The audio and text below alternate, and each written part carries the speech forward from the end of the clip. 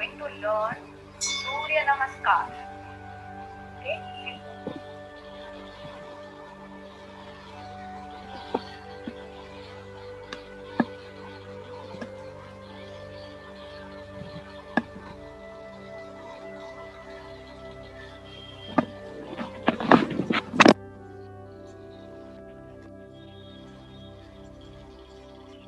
तिकडून मला म्यूट केलंय का? कारण तुमचं म्युझिकही ऐकू येत नाहीये.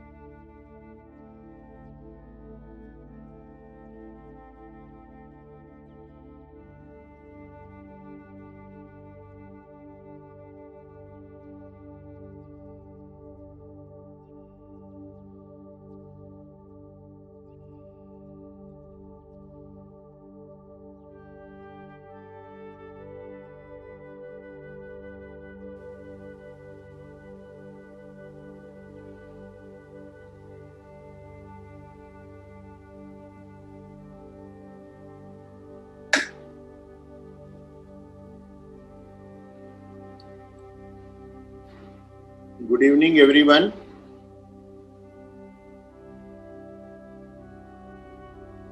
So I see the interest is a lot.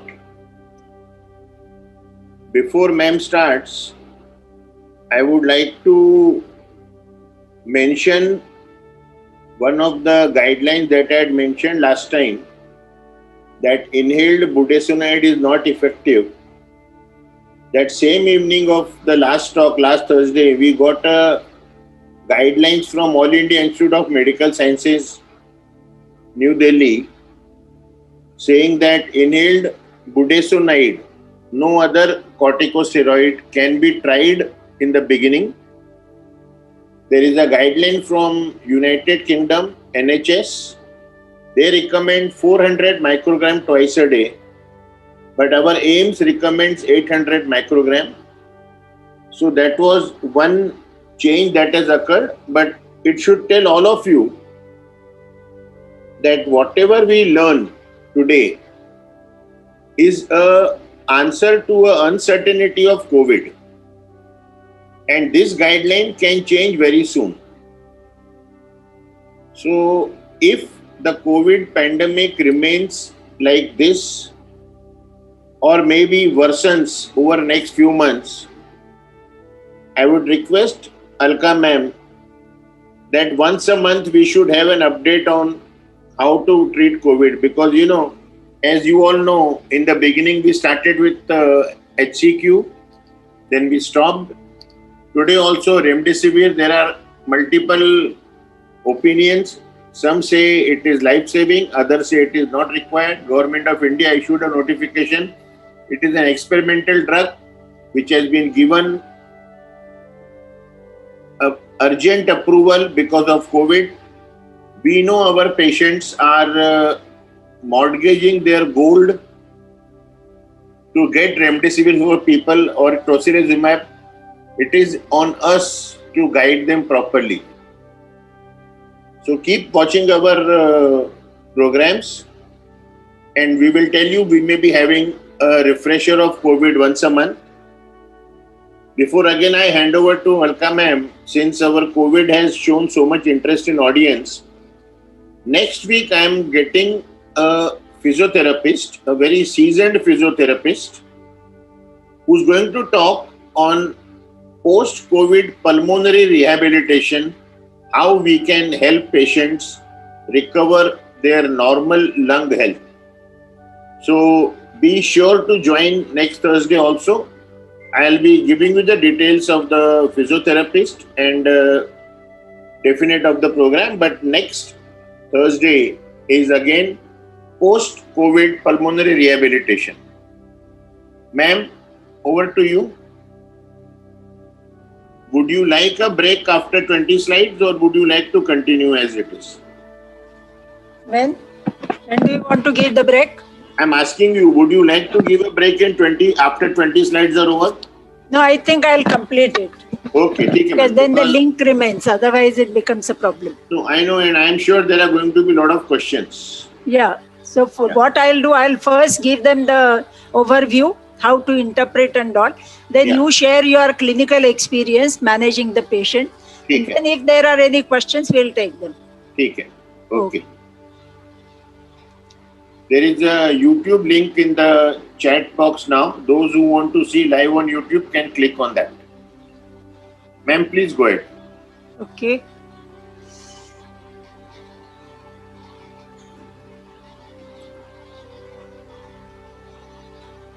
Dr. Neela Choksi, you check your own thing. We all can hear. Just tell Preeti to change my slide. You send the slides to Preeti. Ma'am, you can change your slides, ma'am. Okay. Preeti, you have slides with you? No, sir, I don't have. No, sir. No, Ma'am, she doesn't I have think it. you click once on the Okay, screen. Yeah. okay. Yeah.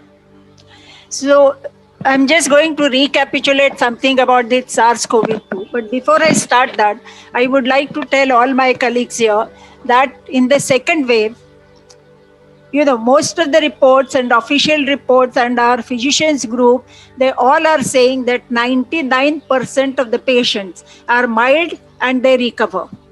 While 1% of the patients progress to moderate or severe COVID and they require hospitalization, oxygen, and so many other things. But those 1% of the patients are blown out of proportion. You all must have received on your WhatsApp a small text that we can defeat Corona, but we can't defeat politics. This is just a sidekick. But then let us see that if 99% of the patients are mild and they are recovering, it is the responsibility of family physicians to manage 99% of COVID cases. And therefore, it is very, very important. And I congratulate Dr. Asrani for keeping this webinar at a very appropriate time. And therefore, let us see how we can do best of our abilities for these patients. Just to recapitulate what you have learned last time, Corona is not a lung disease. Okay? So patients come to you or it goes from the nose directly to the pharynx and then to the lungs. Okay, that is the life cycle. That is how it goes. But it is not a lung disease. It is a systemic disease. It affects all organs. It starts with the lung, but then it affects the other organs also. So it is a systemic disease, systemic, immunogenic. Okay, immunogenic. So there is a lot of immune dysregulation here. Hyperinflammatory. Every word is important. It is hyperinflammatory. The inflammation is out of proportion to the infection. Thrombotic. It causes thrombosis, vasculitis disease. So there is a microangiopathy. Microangiopathy in pulmonary vasculature, microangiopathy in the liver, microangiopathy in the kidney, other organs also. But the first one is lungs, and therefore there is a problem in diffusion of the gases. So it is a systemic disease, immunogenic, hyperinflammatory, thrombotic, vasculitis disease, or it can also be termed as microangiopathy, systemic microangiopathy, which is immunogenic and hyperinflammatory. Which one will you take as the first day of the disease? Because that is very important. many of our parameters depend on that. So first day is the day of appearance of first symptom. It may be just mild, it may be sore throat, it may be cough, it may be little fever, but count that as the first day. So probe your patient a little and get these details about his presentation, so we know which is the first day. Disease is most transmissible 1 day prior to the symptoms, 3 to 20 days, but after the first symptom. But usually, usually this period is only 2 to 5 days. How much exposure is required to an infected person? 15 minutes is the time to get infected. So these are some of the things you must use to reassure your patient. Okay? Even though it is 15 minutes, we don't get exposed to the infected patient for the 15 minutes, but still, if we go to a crowded place, we don't know how many people are infected. And therefore, double masking is a must to keep this infection away. But exposure time is 15 minutes. All right? Coronavirus is a single stranded RNA virus. And this I have been talking right from 2000. I have given many lectures in our physicians conferences, that, and it is said in in our textbooks also, that this century will be dominated by resistant bacteria and newer viruses. It all started with HIV virus, and suddenly we opened up that, okay, now the viruses are going to reign over us. HIV is also a single stranded RNA virus. Then so many viruses came, Nipah, Ebola, MERS, and now this is SARS, bird flu, avian flu, everything. So coronavirus is a single stranded RNA virus. It is transmitted by droplets or aerosols. Mainly it is large droplets. Incubation period is 2 days prior to symptoms to 2 weeks after the symptoms. But commonly it is 2 to 4 days. Loss of smell is equal to RT-PCR. So if a patient comes with loss of smell, even if you don't do RT-PCR, that is okay. Anosmia indicates that it is COVID-19 infection. The virus is non-replicating after day 9. Remember that. So for the first 9 days it is replicating. After 9 days it stops replicating. And therefore sometimes when we get the confusion about RT-PCR, because we have sent the sample very late and we get the report as negative. At the same time, after 9 days, the transmissibility is minimum. So the virus is non-replicating after day 9. Therefore, it is important that you count your day 1 and then count the day 9. Day 90 is when COVID ends. Okay? So in all probability, we take the largest margin, and that is day 90 when the COVID ends. If RT-PCR is positive after 90 days, there are only 2 possibilities. 1, consider reinfection. 2, that the person is persistent virus shredder. Okay? So RT-PCR, if it comes positive after 90 days of the first episode, then it is probably a reinfection or the person is persistent shredder. Clinically, how do we divide this COVID? A mild COVID. Mild is patient comes with upper respiratory infection. Fever may not be there, but this patient is without shortness of breath. SOB, that is shortness of breath. So mild is URI, fever plus minus, and rest of the symptoms you know. Body ache, feeling fatigue, weakness, loss of taste, loss of smell. All these are the initial symptoms. Now with this second wave, there is also diarrhea. So these are mild symptoms and patient does not have a shortness of breath, then you call it as mild. A moderate case, all these symptoms with respiratory rate more than 24 per minute and SpO2 is less than 93 on room air. And severe when the respiratory rate is more than 30 and SpO2 is less than 90 on room air. So this is clinical identification of severity of the disease: mild, moderate, and severe. What should be the diagnostic workup? First, the clinical. So clinically, you have decided whether it is mild, moderate, severe. Then we go for a virological workup. Virological workup is done by RT-PCR. RT-PCR is a qualitative test. Okay, and therefore we look at the CT value. I'll go into the details of each of these. Rapid antigen test, and this Abbott ID, which Dr. Asrani told you last time, this is very recently added. So these are the virological tests, and therefore we have to confirm that yes, there is an infection. Then there are hematological tests. The most important, some people go by RDW, but otherwise people go by lymphocyte count, neutrophil count, and what is called as NLR, neutrophil by lymphocyte ratio. Then, because it is an inflammatory disease, we have to study the inflammatory markers. Inflammatory markers are C-reactive protein. Any inflammation in the body, it is not necessarily COVID, any pneumonia, any other inflammation, and C-reactive proteins will be high. ESR is also a good prognostic indicator. Again, it is an inflammatory marker. As you see in rheumatoid arthritis, it is non-infective inflammation, but ESR is high. And as the patient responds, the ESR comes down.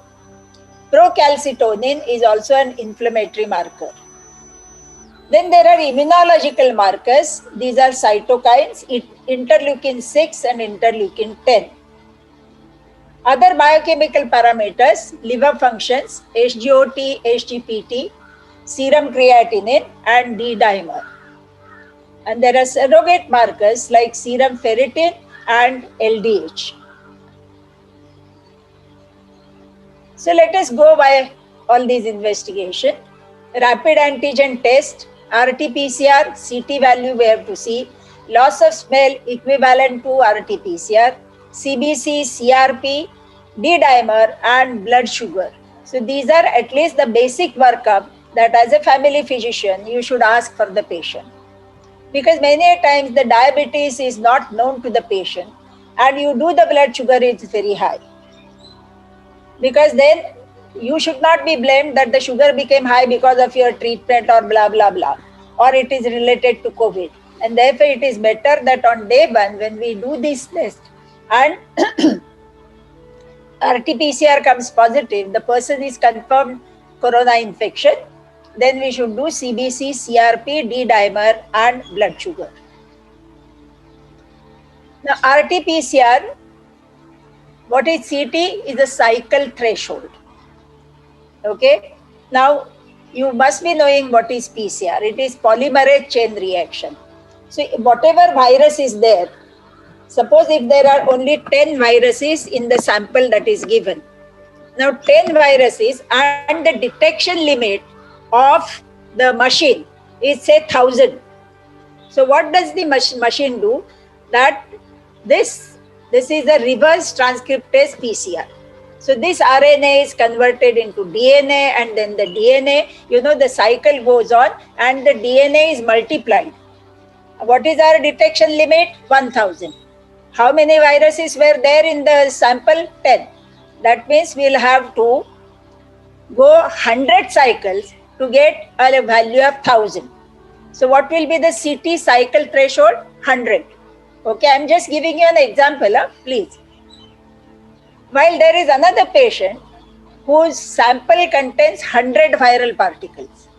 Now from 100 to go to 1000, the cycles required will be 10. Okay, so less number of the cycles indicate higher viral load. Do you get my point? Inverse relationship. So if the CT levels are low, that means viral load is high. If CT levels are high, the viral load is low. The minimum number of cycles required to detect viral RNA in a sample. Now, the latest technology is that we detect the specific genes. The E gene, N, S genes increase the sensitivity, and ORF1A, RDRP, they increase the specificity. Now, good laboratories like Dr. Fadke's laboratory, SRL, Metropolis and Suburban also, I suppose, they give the gene specification. So the sensitivity and the specificity of the test is increased. For our clinical purpose, I will say that if the CT value is 17 to 24, then it indicates that viral load is high. If the CT value is between 24 to 35, that means viral load is moderate. And if it is more than 35, it is mild. But also inquire with the laboratory, because now the latest ICMR guidelines say that the cutoff value is 35. So if it is 35, you are not infected. Okay, this is my little old slide, but let us inquire with the laboratory. It only indicates that it is a mild infection. Now sometimes the patient is all symptomatic and RT-PCR is negative, because it all depends on the time of the test that we are doing. If we are doing on 10th or 12th or 15th day, the test will come negative, or it will come negative. Secondly, there are variations from laboratory to laboratory. Therefore, depend on a good laboratory, reputed laboratory who are really doing the RT-PCR. Now, we are all talking about the virus is mutating. So some of these mutants may be missed, and therefore we are not able to get positive RT-PCR. Or the disease is not that severe, and this does not give you the idea about the severity of the disease. The severity of the disease is all decided by your shortness of breath and SpO2. Okay? But this just gives you an idea, it is a rough idea about the viral load. I told you my first sentence was that this RT-PCR test is qualitative test. It does not measure the viral load. In HIV, I measure the viral load. In hepatitis B, I measure the viral load. Hepatitis C, I measure the viral load. And then we start treatment. But here we are not measuring viral load. We are only doing a qualitative test to identify that yes, he is infected. So CT value just is a rough guide to us to tell us about the viral load.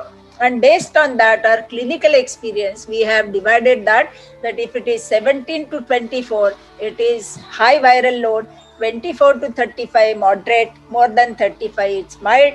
But let me go through the next time, maybe I'll improve and tell you, because ICMR guidelines, ICMR cutoff has come just 3 days back. Now this neutrophil lymphocyte ratio.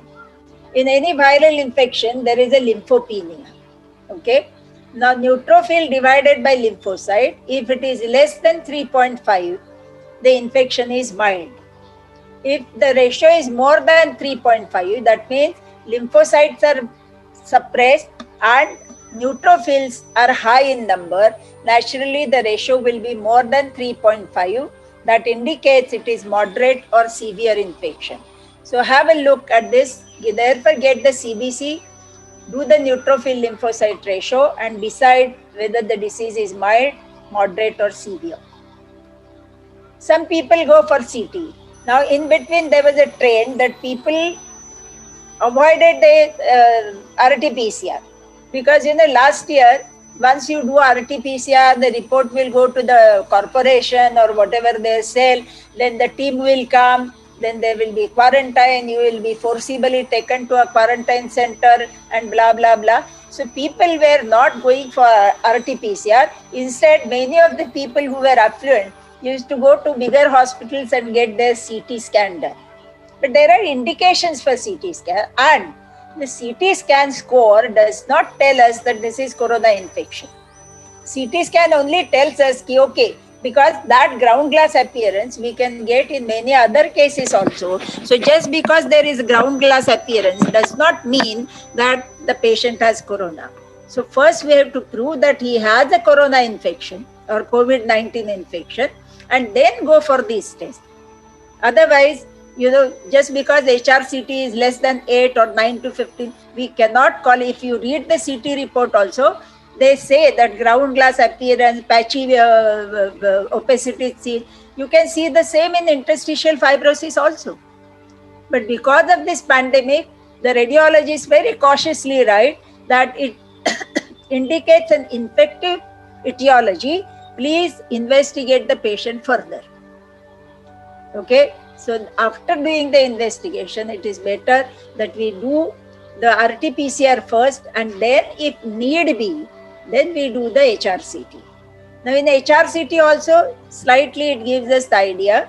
If the CT severity score, as they say, is less than 8, it is mild infection. 9 to 15, it is moderate infection. More than 15, it is severe. Well, there are some other radiologists who follow this CORAD system. So CORAD 1, 2, 3, 4, 5 and 6. So CORAD 1, there is no infection. CORAD 2, low probability. 3 is intermediate. 4 and is high probability of infection. CORAD 5 is very high probability, and CORAD 6 very high, do PCR. Okay. See, it doesn't mean anything. It only means because HRCT will actually become positive. What you want to see, that there is pneumonia, how much lung is affected, whether we should give this and that will come much later, not in the first week. Therefore, don't go for HRCT, go for RT-PCR, decide, and what is most important is respiratory rate and SpO2. Okay, so this is a CT severity score. Less than 8 is mild, 9 to 15 is moderate, more than 15 is severe. CRP. Now, C-reactive protein is a marker of inflammation. And more people now are going for CRP and not for interleukin 6. Last year, there was a big talk, and every time we were discussing about cytokine storm. Have you heard it this time? Because over the year, the whole world has learned something new. They know how to manage the cases now, how the oxygen is to be given. Every patient doesn't go on a ventilator. And the game changer was, of course, steroids. Okay. So nowadays, that cytokine storm and other things have become little less. So we go by CRP.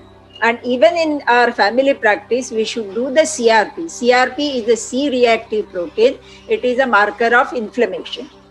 If the CRP level is 0 to 6 milligram per deciliter, that is normal. 6 to 26, it is a mild case. 26 to 100, it is moderate. More than 100, it is severe. So when you want to decide whether you will give ancillary home care or you will send the patient to the institution, just go by these parameters. So you are on the safer side. Okay, so this is the value of CRP. It is a marker of inflammation. Interleukin 6, here again to complete the list I have given you. Interleukin 6 is measured in picograms. 0 to 7 is normal, 7 to 15 is mild, 15 to 100 is moderate, 100 to 500 is severe. But there are many shortcomings or limitations of measuring interleukin 6. It depends on the time that you've collected. It depends on how much time it takes for a sample to go from the collection place to the laboratory. There are laboratory variations, and therefore nowadays routinely we are not doing interleukin 6. Important is D-dimer. What is D-dimer? D-dimer, when we were doing PG, D-dimer appeared for the first time. It is a fibrinogen degradation product. It is a part of fibrinolytic system. I'm just giving you a simple example. Suppose in our circulation, if there is little roughening of our blood vessel wall, the platelets will aggregate there and a small clot will form. Should the clot remain in the circulation? No. Immediately the fibrinolytic system comes in the play and they dissolve that clot. So fibrinogen degradation product is D-dimer. It is a clinical biomarker of thrombotic activity or hypercoagulation. But now as we know more and more about D-dimer is now termed, of course it is a part of fibrinolytic system, it is a biomarker of thrombotic activity, but it is non-specific marker of inflammation. So if D-dimer is high, you have to think of anticoagulants, okay? Because I told you it is microangiopathy. It is a vasculitis. It is causing thrombosis in very small vessels, first in the lungs and then other places. Therefore, if the D-dimer is high, we have to think of anticoagulants. D-dimer less than 500 nanograms per ml, the severity of inflammation is not there, it is normal. 500 to 1000, it is mild. More than 1000, it is moderate to severe. Okay. What are the surrogate markers? Serum ferritin, serum LDH, and ESR. Because they tell us whether the disease is progressing or the patient is responding and coming back to normal. What is ferritin? All of us knew ferritin is an iron protein. The iron is carried by ferritin and so and so forth. So it was important in iron deficiency anemia. But now it has been shown that ferritin is a key mediator of immune dysregulation. And what this virus causes, it's notorious to cause this immune dysregulation.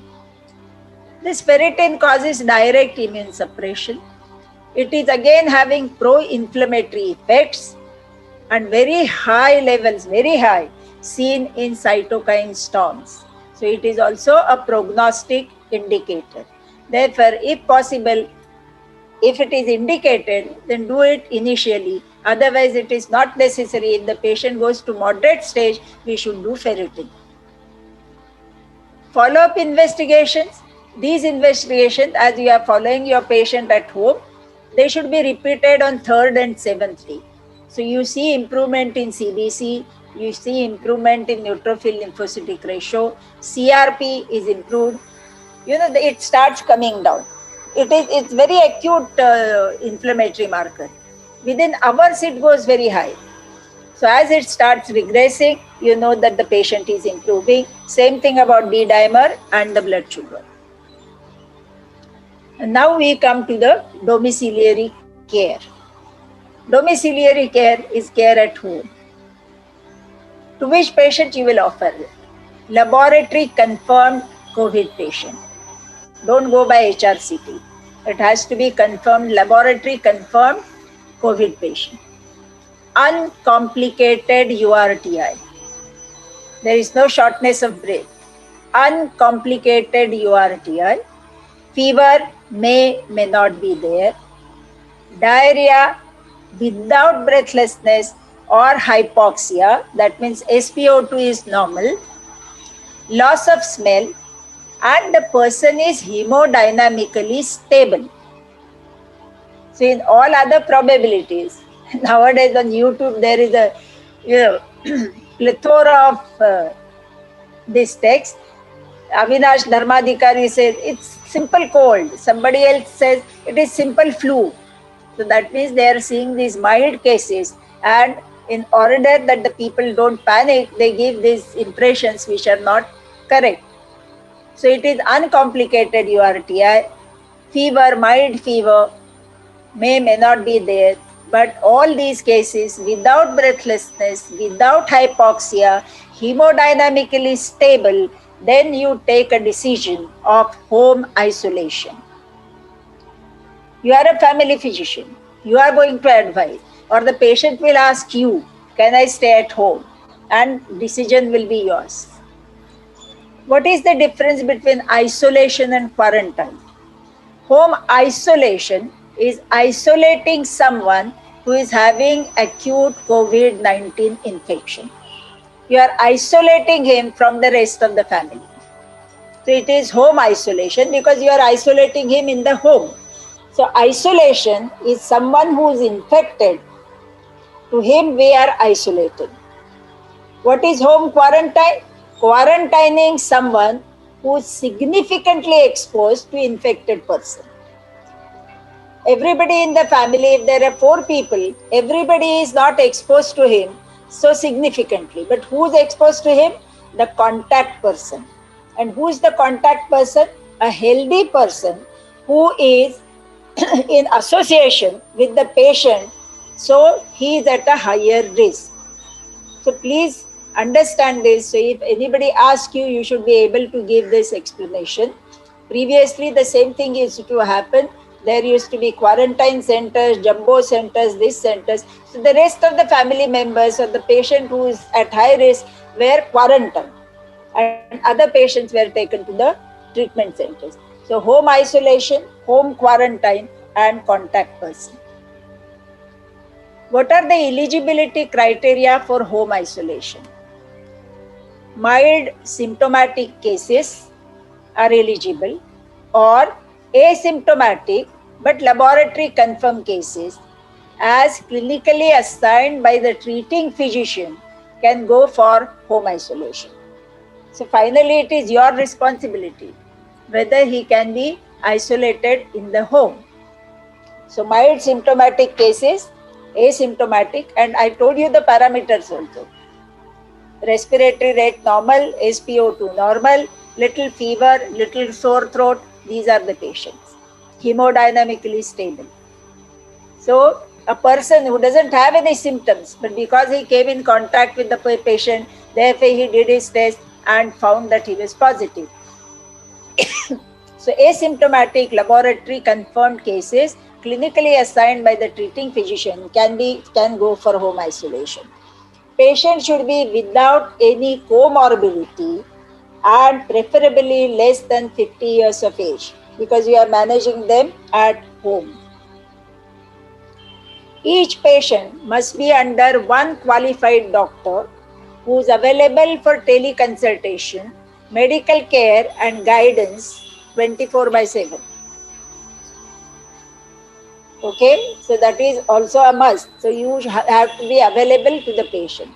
A caregiver, preferably a family member, should be available at the residence to provide care on 24/7 basis. The patient must agree, this is important, the patient must agree to monitor his health. Patient and caregiver will regularly inform patient's health status to district surveillance team for further follow-up or to his treating physician, who then, it all depends on what are the rules, regulations of that area about the surveillance. The patient will give an undertaking of self-isolation and follow the guidelines. Now, ICMR and the government, the Ministry of Health and Family Welfare has given this format of patient giving an undertaking of self-isolation. Please go through that, because we are giving care to this patient. It should not rebound on us, and therefore I am just giving you this. Today only I downloaded it. Undertaking of self-isolation. Last, there is a counter signature by trained treating medical officer. So I, whatever SW of so and so, resident of so and so, as a confirmed or suspect case of COVID-19, do hereby voluntarily undertake to maintain at all the time for the prescribed period. During this period, I shall monitor my health. This word is going okay. And interact with the assigned surveillance team with the call center. In case of deteriorating symptoms or any of my close family contacts developing any symptoms, I will immediately inform. I have been explained in detail about the precautions that I need to follow for self-isolation. I am liable to be acted on under the prescribed law for any non-adherence of the protocol. This is important. This has come from Government of India, Ministry of Health and Family Welfare. It is safe, it is for your safety also, and therefore it is better that we should take this undertaking from the patient. I am liable to be acted on under the prescribed law for any non-adherence. Okay, he has to sign, give his contact number and counter signature by treating medical officer. Home isolation. Such patients should have adequate facility for isolation, preferably a separate room and a toilet at their residence. So it is not possible if in one room there are 5 people staying. Isolation is not possible. He has to be sent to the center. There should also be a room also for the quarantine of the family contacts. Okay. So there has to be a big house where there are only few people, at 2 BHK, there are 3 people or only 4 people living, and then they can assign this work and do the home isolation. So a separate room with an attached toilet, and for the rest of the people for quarantine. Parameters should be observed at home: temperature, pulse, blood pressure, SpO2 by pulse oximeter, and approximate urine output. That means his output is good, he is not going into, this is a rough indicator that maybe he is hemodynamically unstable. Now all these the caregiver must maintain a record and from time to time must inform his treating physician. Dr. Asrani will elaborate on this more, how he keeps it. So temperature, pulse, blood pressure, SpO2 and approximate urine output. At home care, give complete rest to the patient. SpO2 monitoring, plenty of fluids, good diet, vitamin C, D and zinc. I'll talk about it a little later. Prone position breathing, half an hour thrice a day. This is very important because the basis of the lungs, otherwise if he is lying all the time, he is lying on his back, and therefore the largest portion of the lung is not getting enough aerated, which may cause a fall in SpO2.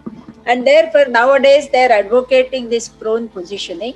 He should take 2 pillows below his chest, 1 pillow below his tummy, lie prone on this, okay, for half an hour and take a deep breathing. This he should do minimum 3 times a day. If the patient is sitting, at least the bases are getting aerated. But if he is all the time lying on the bed, then it is difficult. Therefore, prone positioning, if you go on any of these All India Institute or other guidelines, they have shown the pictures also. So prone position breathing, half an hour thrice a day is necessary for these people. The oxygenation will be good and the SpO2 will be maintained. What is next? Most important, mask. Everybody in the house must use double mask. Hand hygiene, there is no substitute for mask and hand hygiene. Physical distancing, okay, and about the droplet precautions. Vitamin C 500 milligram twice daily. Zinc, previously they used to say 50 milligram, but now the dose has come down. Laxatives if necessary. Supportive treatment if there is a cough like antitussive, or some binding mixture if there is a diarrhea. Dr. Asrani has already told you, and let me tell you, these guidelines keep on changing every second or third day. So please keep yourself updated. As I told you, 99% of the patients recover on their own. It is their own immune system which battles with the virus and they recover. When the immune system is weak because of certain reasons or comorbid conditions, these are the people who are developing severe disease. All right? And therefore, this is only a supportive management. I would request all of you, you go on YouTube and just type Dr. Zarir Udwadia. He has given a very good exposition of all this. What is happening? Why vitamin C? Why zinc? It is not indicated. But as doctors, we are compelled to prescribe something. And therefore, we prescribe this vitamin C and D and zinc. It is a supportive treatment. Vitamin C is having a lot of antioxidants. You can give instead of that limbu sharbat, which will be giving a lot of fluids, sugar, salt, as well as vitamin C. So all these things have to be considered. It really does not have any role, but it gives reassurance to the patient. It gives the doctor is treating me, giving me something. So this is only to boost his morale.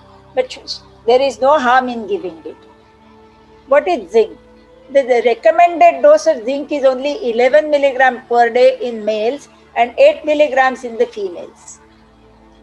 It has been shown in laboratory that it plays a significant role in B and T cell function. The immunocytes, the B and T cell function. Deficiency causes decreased macrophage functions. So thinking of that, people started giving zinc.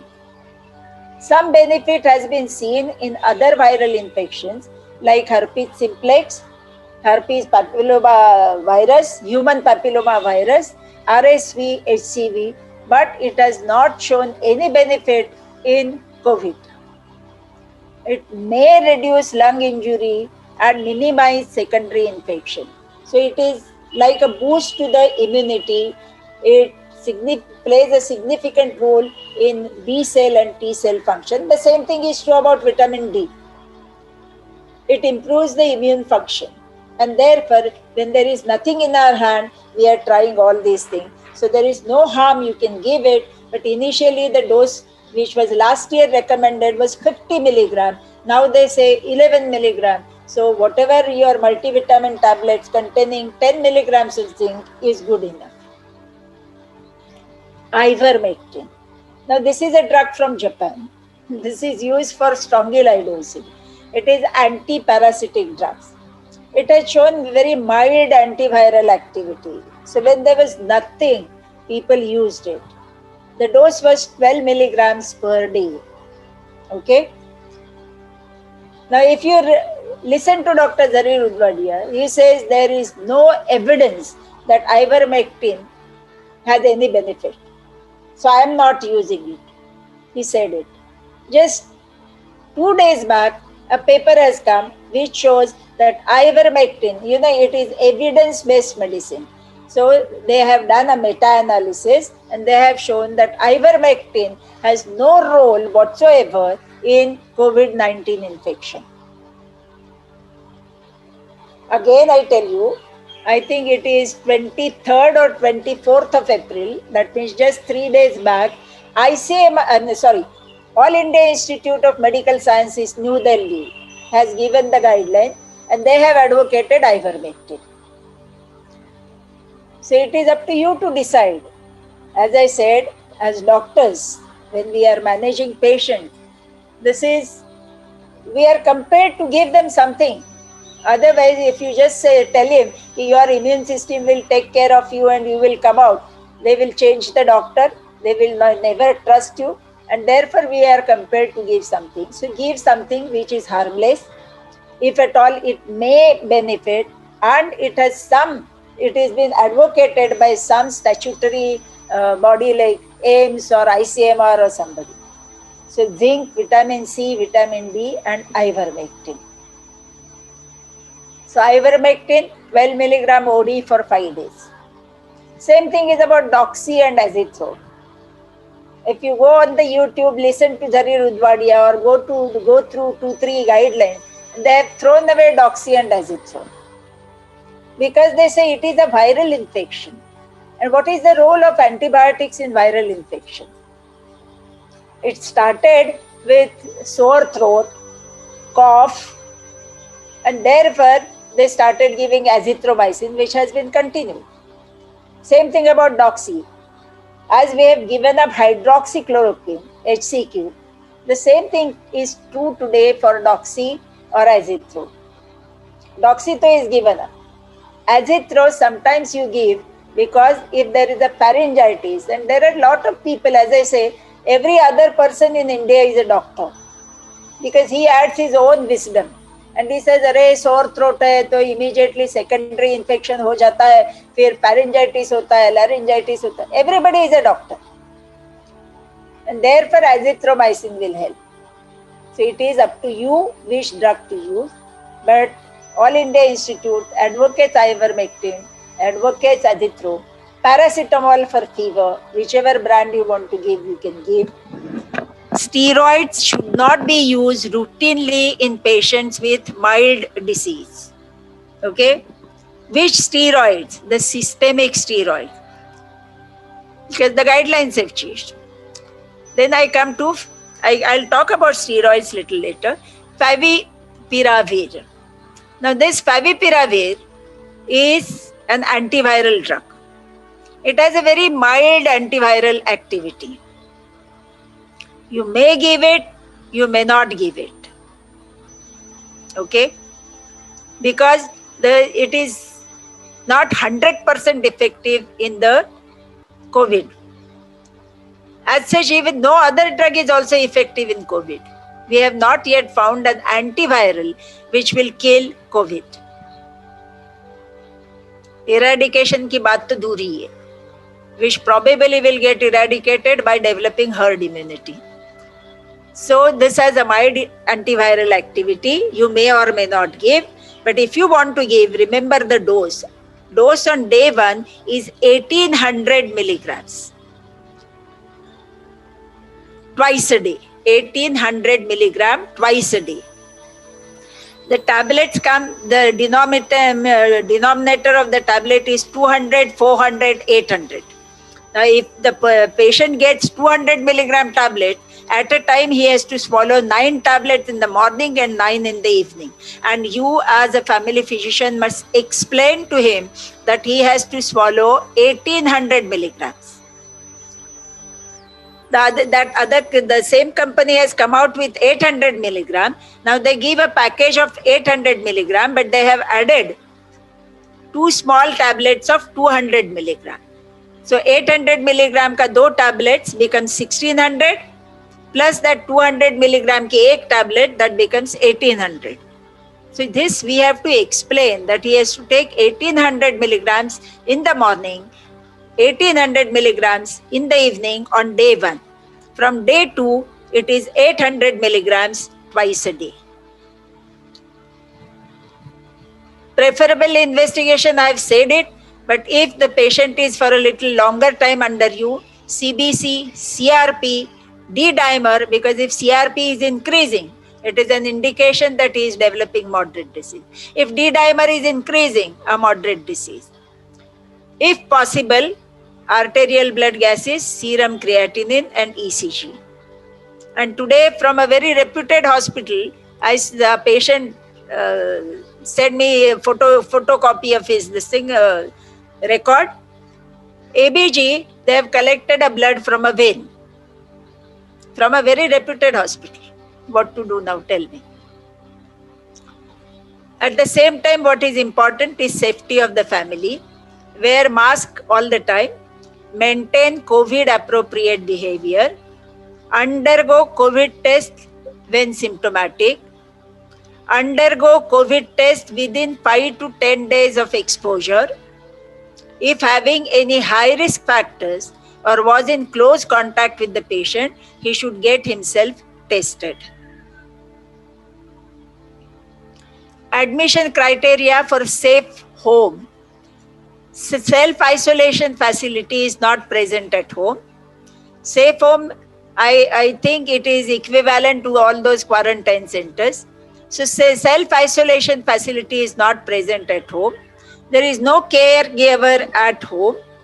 Higher age group, more than 50 years, plus there is some risk factor.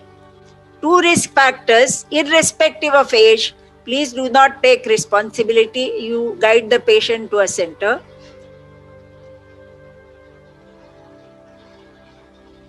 Then follow up the patient, because the first thing that may happen that he will start developing pneumonia. If the patient's fever is persistent, if the temperature remains more than 101, there is a rapid rise in CRP, persistent cough, and there is more than 5% fall in SpO2 after 6 minutes walk. These are the indications that the patient is going to develop pneumonia. At this stage, if you want, you can ask for HRCT or refer a patient. What are the warning signs? SpO2 falling less than 93. D-dimer more than 2 times the upper limit of normal. Upper limit of the normal is 500. Neutrophil lymphocyte ratio is more than 3.13. And as advised by the physician, especially in high risk group. Now I'll show you what are the high risk group. So if these are the warning signs, till then you manage. But if the person is worsening, it's better that you refer a patient to a care center. What are the high risk conditions? Age more than 50 years, chronic lung disease like COPD, chronic liver disease, chronic kidney disease, hypertension, ischemic heart or cardiovascular disease, cerebrovascular disease, diabetes, HIV, cancer, or patients with connective tissue disorders who are on immunosuppressive drugs like methotrexate or monoclonal antibodies and things like that. So if they are on immunosuppressive, these are the patients with high risk condition. So it is better that we don't take their responsibility, refer them to a higher center where they can be managed. These are the AIIMS New Delhi guidelines. Now if you go on this Google or YouTube also, you will get all these guidelines. Everybody is developing his own guidelines. So these are AIIMS guidelines. There are guidelines from AIIMS Patna. There are guidelines from CMC Vellore. There are guidelines from all other ICMR ne, baki ke centers se bhi. So they are, differentiating mild, moderate and severe. The detailed guidelines for moderate and severe also are there. But because we are only considering domiciliary treatment given by family care physician, and therefore I have restricted myself to that. Now contact and droplet precautions have to be taken.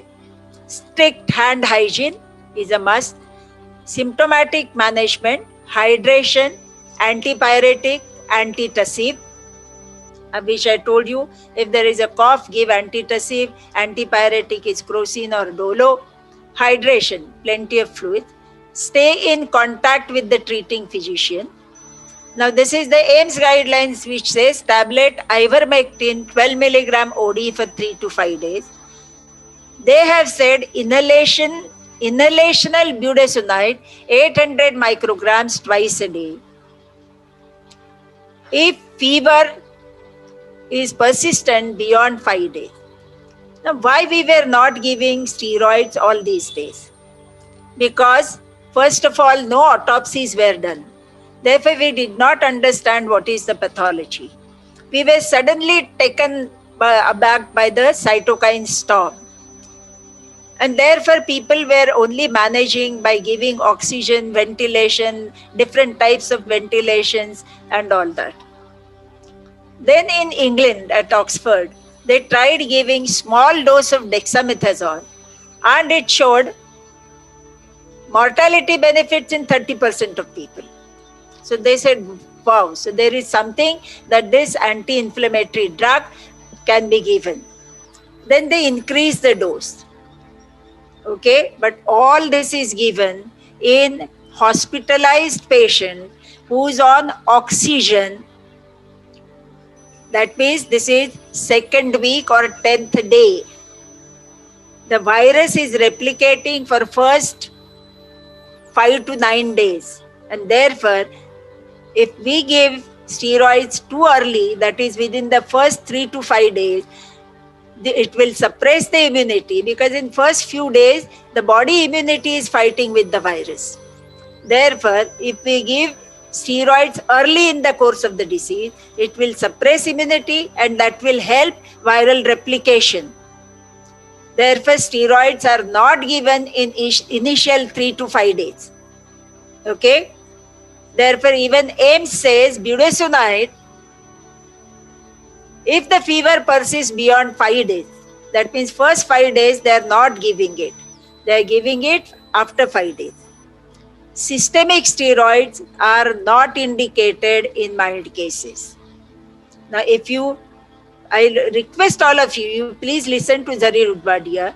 Of course, he is in a very well-equipped center. He can manage, afford, but he has given all this evidence that how dexamethasone or methylprednisolone have become the game changers. They have to be appropriately used at an appropriate time. If we use them too early, the game will be changed in the worst direction. So do not venture this in first 5 days. After that, you can use budesonide inhalation and not systemic steroids. I again tell you that guidelines are changing every day. As more and more evidence comes up, the guidelines are changing, and therefore keep yourself updated. Don't say Dr. Deshpande said this, or Dr. Asrani said it, because by that time guidelines have changed. Ivermectin, Zarir says don't give, while AIMS guidelines are saying ivermectin OD for 5 days. Okay? So these guidelines will keep changing, but let us have some basis on which we are treating so that we are safe. Because this ICM, Government of Health Ministry undertaking, I saw it today. I said, my God. And therefore, I immediately copied and presented it to you, because that is also good from the legal point of view, from safety point of view. So this is all that I wanted to share with you. I highlighted significance of each and every investigation, mild, moderate and severe cases. I restricted myself to the mild cases with home care or domiciliary care. When the patient goes to the hospital, moderate or severe, of course then the next stage is severe, but a moderate case on oxygen, immediately the patient has to be started on low molecular weight heparin. This is also, remember, if anybody, because we should be prepared to answer the various doubts and questions of the patient. So this enoxaparin is added only when the patient is on oxygen. Steroids are used only when the patient needs oxygen. Okay, so for home care, it is not necessary, and if at all, we can only use budesonide after 5th day in the home care. Thank you very much, and I think now Dr. Asrani will share his practical experience in managing cases. I hear that he has managed more than 300 COVID patients at home. Thank you very much. Dr. Asrani, over to you. Madam, we'll first take questions. Okay, doesn't matter, but I thought once you gave your experience, more questions will come. I will talk. Okay. I am not making slides. Okay. So, I have treated over 300 patients, and almost just 2 of them needed admission. I am giving more than the prescription. It is the talking that we do in the beginning. Dr. Asrani, because as I said my opening remark, 99% cases are mild. Secondly, they are recovering on their own with their immune system. But what we need as doctors, as you said, talking, it is boosting their morale, dispelling their myths or doubts and reassuring them. And that will give them, a boost. They will come out with this very well. Other thing is a supportive treatment that we are giving. Yes. Yes, all our treatment is purely supportive. Yes. So I first make sure that they keep a chart, not keep telling me on phone the temperature. They all have to take armpit temperature, not mouth temperature. Not use the gun to use the temperature. many a times I was initially woken up from sleep for a SpO2 which was 86, 85, 6:37 I'll get a call. And you have to take it because the patient is under your care, even you are worried. Then when you have to then gradually we added the instruction, do not take SpO2 soon on waking up. The hands have to move. There has to be some circulation. The finger, if your finger is thin, then you use the middle or ring finger. You have to gently warm the finger. I'm not saying vigorous massage. The finger should be warm. Put it properly. Then you take the oximeter. BP checking, do not do early morning because we all know the diurnal variation and the patient gets panicky. BP reading should be done in the afternoon or in the evening, and tell them that whichever machine they're using, they have to use the prerequisite. People, what they do, that walking here and there, they sit down and check. No. 10 minutes before BP checking, they have to be absolutely resting. All those things are important. We cannot get panicky by a wrong reading because all said and done, there are no beds. Yesterday, a friend from Delhi said, Dr. Saab, I have a 4 crore car which is useless to me. I can't get a bed today. So we have to make sure that patients remain very calm, because panic will increase the heart rate, panic will reduce the oxygen. Yes. Yes. And also you have to tell them that like I have actually admitted 2 patients in the first wave because of CADA, and I have 1 patient who's now 3 days got severe hiccups because the wife gave very strong CADA thinking uska sardi बढ़ गया है. So I insist on no CADA. I insist on no hot water. I tell them, if you think corona is going to die with CADA and hot water, it would have left us by now. And in today's summer, if somebody wants to take little bit thanda pani, I'll say, please go ahead. I need hydration in you. I don't need hot water or steam. Yes. Even steam is of no use unless you are having classical nose block. I tell them to breathe through both nostrils, and if you feel from one side air is not going, then you do plain steam. No Vicks, no Carvol, nothing. So we have to guide all this way because these are more important than your medication. Today, I am telling you, in Gujarat, I got some people through some bank I am connected with. That fellow had already bought azithromycin and ivermectin. I said, ऐसा क्यों लिया? नहीं, वो cousin ने बोला ये काम आता है. Favipiravir ले लूं क्या? So that is the way things are going on. Yes, that over the counter they are purchasing that. Purchasing that everything. is the worst. That is worst. Then people are asking, should we purchase some medicine and keep at home? Yes. In emergency. I said, what all you will purchase? Then the biggest thing is we have to caution them, do not take steroid without asking us. Yes. Because that can worsen. They have to be told that you can actually kill yourself by taking steroid. It will replicate the virus. Second thing, everybody wants to know from you on that CT score of the RT-PCR report. You have to tell them that that is not the only criteria. That is just a rough guide. It is not a quantitative. It only tells us it is not connected with the severity of the disease. It only tells us how much will be the viral load on that day in that sample. And I insist on 12-hourly reading. Although guidelines say once in 12 hours oxygen and temperature, I insist on 2-hourly. I give paracetamol only on need based. I always insist, the minute they tell me no, आज गले में खिचखिच है, first question is, did you eat anything spicy? And 90% the answer is yes. Sir, tiffin मंगा रहे हैं, उसमें तीखा था. I insist on their taking curd and buttermilk. At times I know known patients who have acidity. I even give PPIs as a precaution. Because, everything else then puts us, today people have reflux.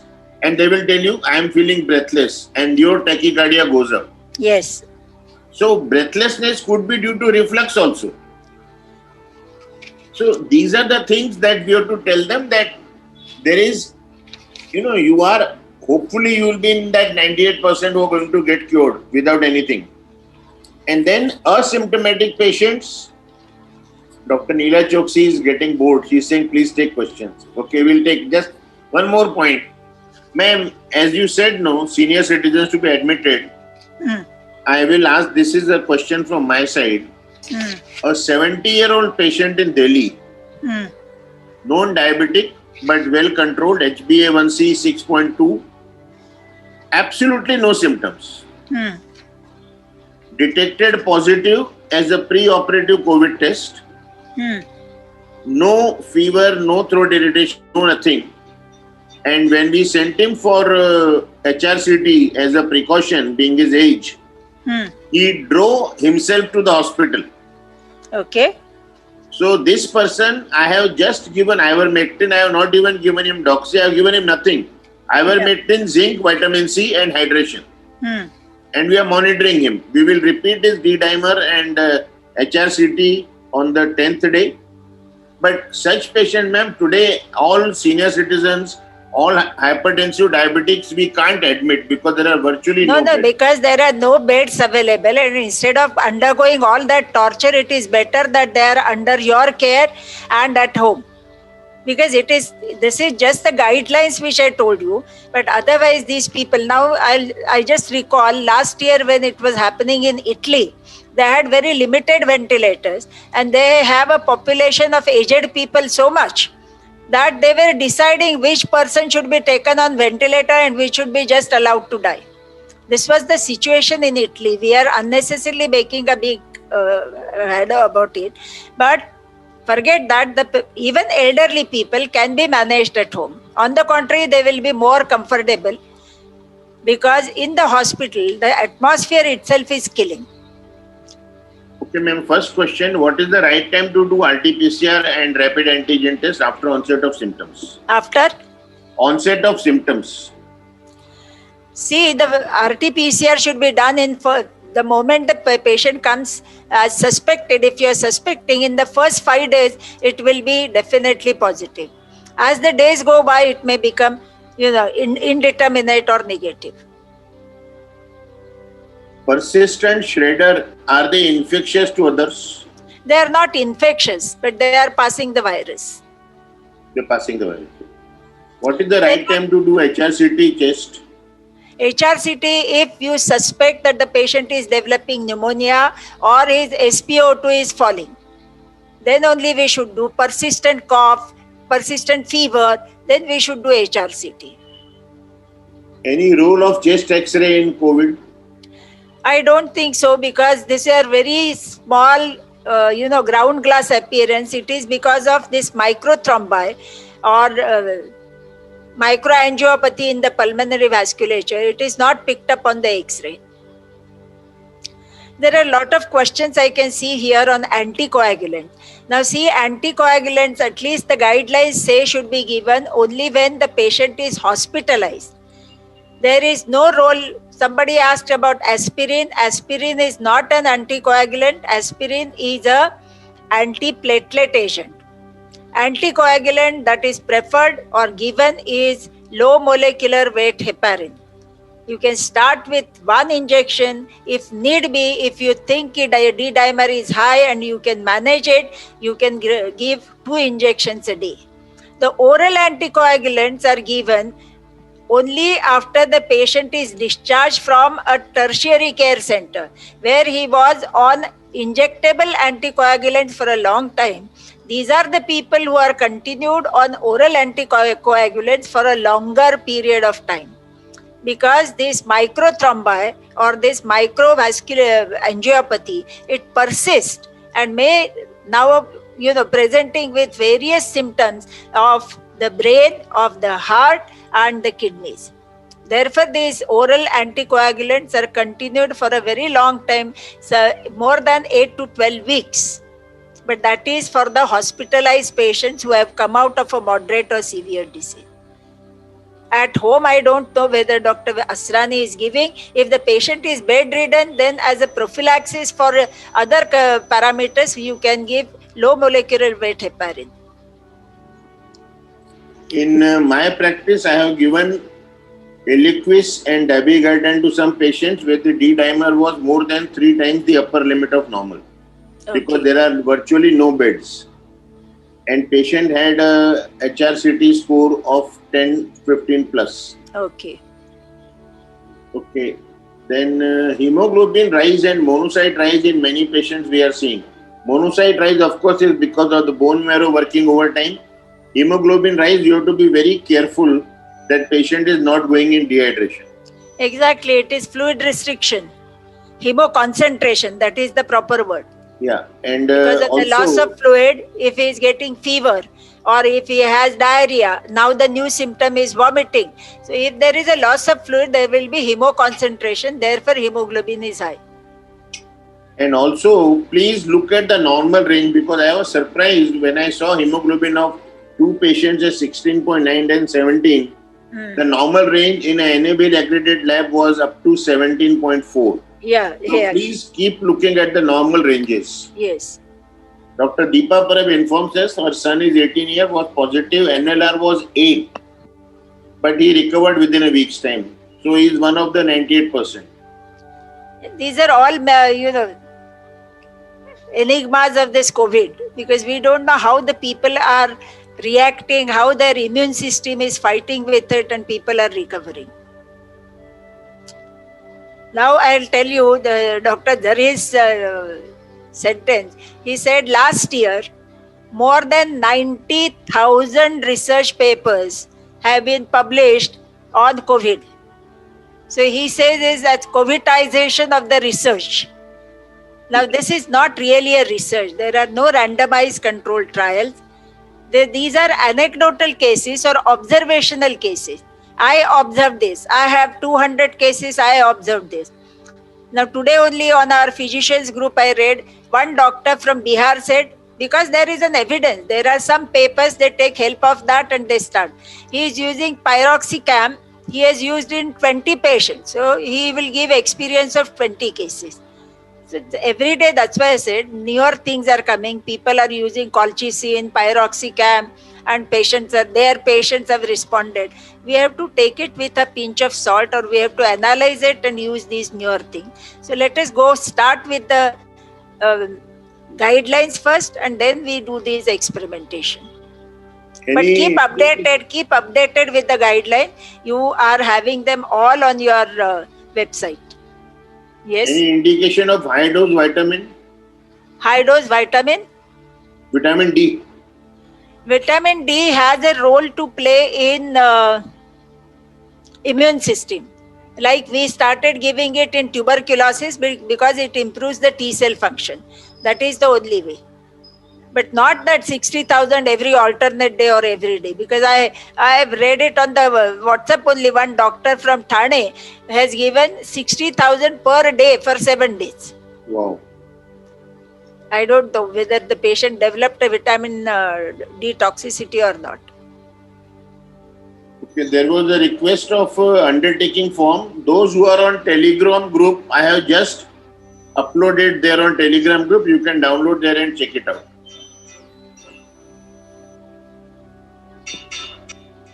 Okay, ma'am, Favipiravir, what you have written, earlier we used to give 14 days, but now 7 days only? 7 days, yes. Okay.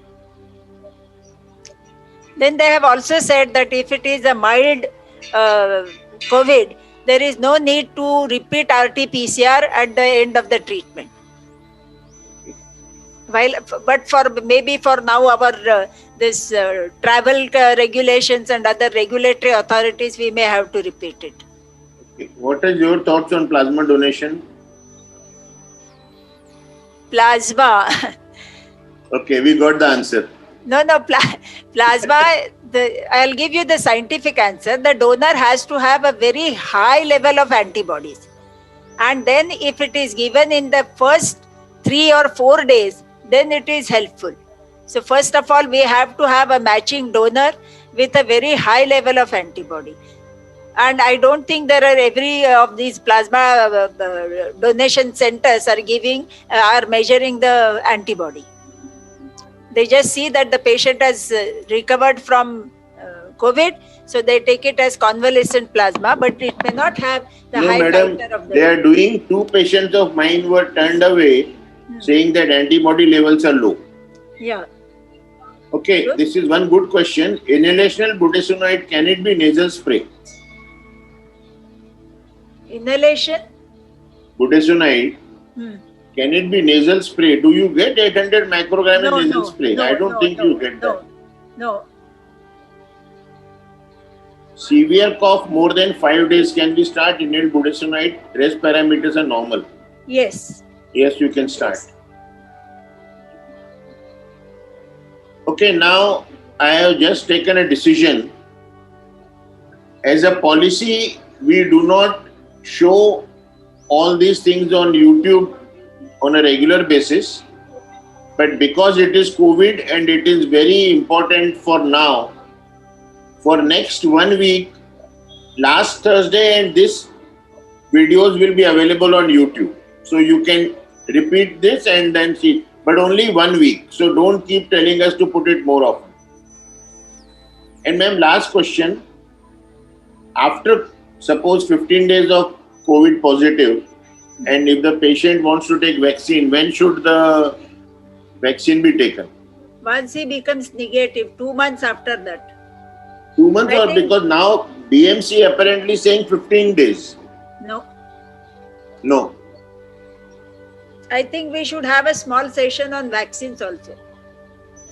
Who should take, when should it take, about pregnancy. I just wanted to tell these people that there are guidelines by FOXI and there are also guidelines by Indian Academy of Pediatrics of management of COVID. I didn't touch upon them because these are not my topics, but even then there are guidelines at 1 month to 19 years. That is the IAP guideline. Please search on the YouTube. CT to be done on 5th day of RT-PCR or 5th day of symptom? 5th day of symptoms. Yeah. Madam, sometimes all parameters come down, only ferritin goes up and patient is asymptomatic. Should we Yes, pay attention? ferritin remains a little high for a longer time. But gradually it comes down. It's actually a surrogate marker of enoxaparin, home quarantine if D-dimer is high. Yes, I think you can give. But who will give? If the patient is in isolation, who will give the injection? Yeah. So if the patient is a known diabetic, known to take insulin injection, yes, you can tell them to start. Yes. When to do interleukin test? Nowadays we are not doing interleukin test because of its limitation. Steroids at oximeter level 94% oral steroid. Dr. Vipin Mishra, will depend on which day of the disease it is. First 1 week you cannot give. When And the if disease the enters pulmonary phase, oxygen that time only you can give. If the oxygen is more than 94, why do you want to give steroids? He will come out.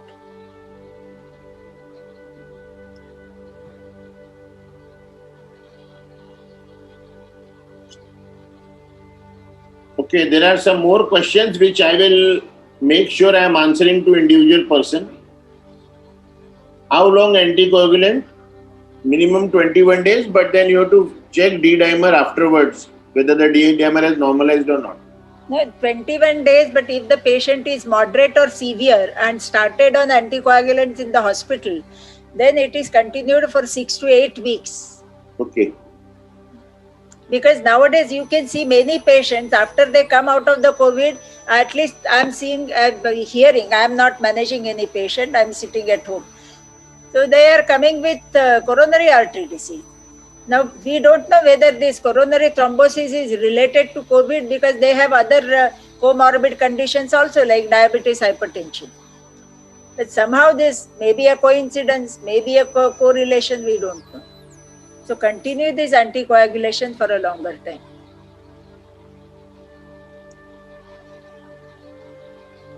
To rule out pulmonary fibrosis developed or not, which test to be done? No, that is, see, if there is a fibrosis, then oxygen level will start falling, and you will only see, initially you will see only that ground glass appearance infiltration. Fibrosis is the very last stage. Madam, That will- role of famotidine. Which one? Role of famotidine. Hmm. Some hospitals have been writing famotidine. Famotidine, ranitidine, actually I suppose it was given to prevent the GERD. Because it is better, otherwise patient gets cough and breathlessness because of the reflux. Any role of adding statins? Not for COVID as such. Not for COVID. So team, thank you very much. Seeing you next Thursday. Post-COVID pulmonary rehabilitation. If you have patients who are facing difficulty, you can even share the link with them. We are okay with patients attending. Now that we are putting it live on YouTube, we can handle any number of viewers. Stay safe. Although you've taken vaccine, stay safe. Take enough precautions for yourself and your family, because we all need you. The patients need you. Thank you very much. I Ma'am, think thank you very much for a wonderful talk. next And- time, if you can spare little 15 minutes, we can give some guidelines about the vaccine. Okay, so next time I'll take 15 minutes in the post-COVID pulmonary rehabilitation. We'll Yeah. talk 15 minutes on vaccine. Vaccine. Thank you, ma'am. Okay. Thank you. Thank you very much.